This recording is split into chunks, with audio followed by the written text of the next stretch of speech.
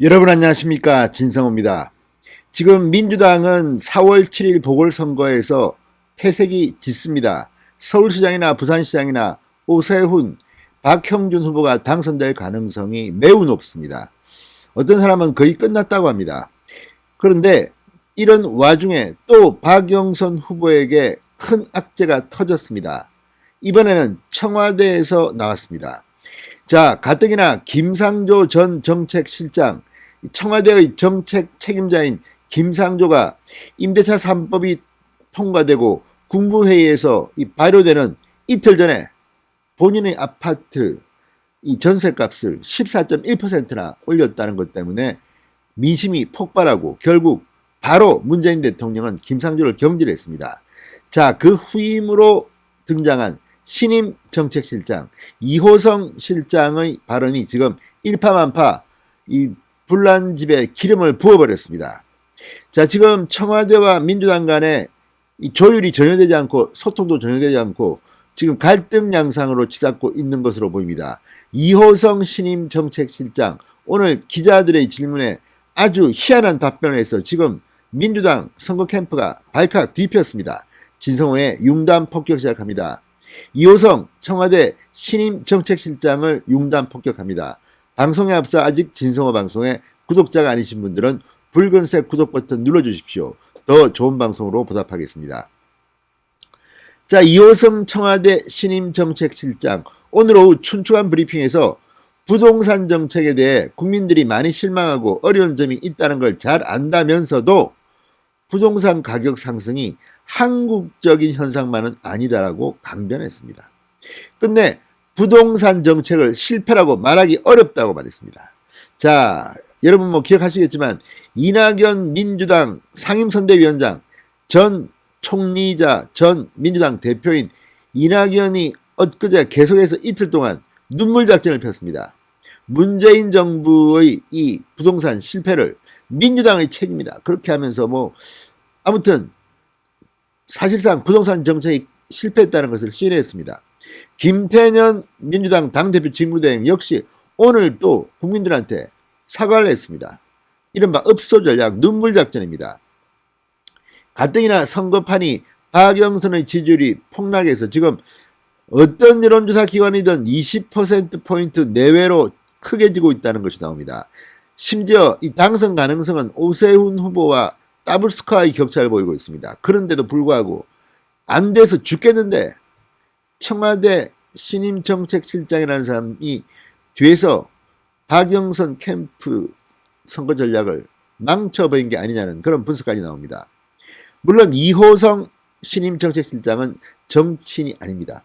정치인 출신이 아닙니다. 공무원 출신입니다. 그래서인지 정치적 발언을 할 줄 모를 수도 있습니다. 그러나 이걸 보면 지금 민주당과 청와대 사이에 소통이 끊긴 걸 알 수 있습니다. 자, 가뜩이나 김상조가 이 홍준표 의원에 따르면 그냥 끝내버린 겁니다.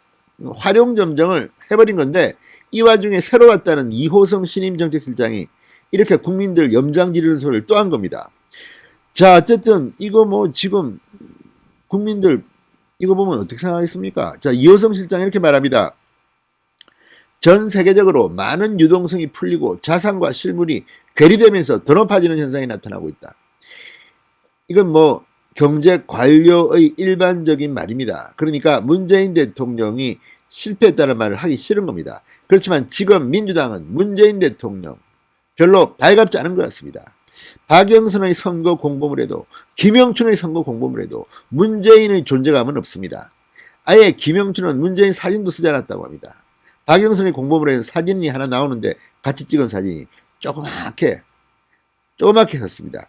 장관 자랑한다고 할 수 없이 쓴 것 같습니다. 오히려 강경화 전 장관 사진이 더 크게 실렸습니다.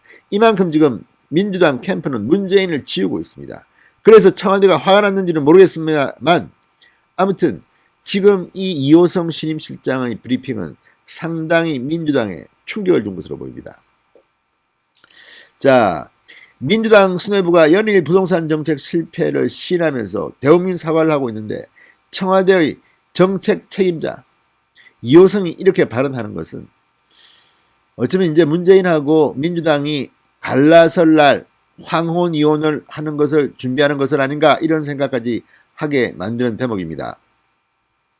자, 청와대도 민주당처럼 실패를 인정하느냐 기자가 묻자 정책은 어떤 정책 담당자가 나와서 실패다 성공이다 하기에는 매우 복합적이다 답을 피했습니다. 뭐 그럴 수 있죠. 왜냐 이호성은 내가 했나? 전임자가 했지? 이렇게 생각할 수도 있습니다. 그렇지만 이런 발언이 얼마나 국민들을 분노하게 하는지 청와대도 알 겁니다. 그러면서도 이렇게 우기는 것은 바로 박영선 떨어지든 말든 내가 무슨 상관이야. 나는 문재인 후배야. 문재인 부하야.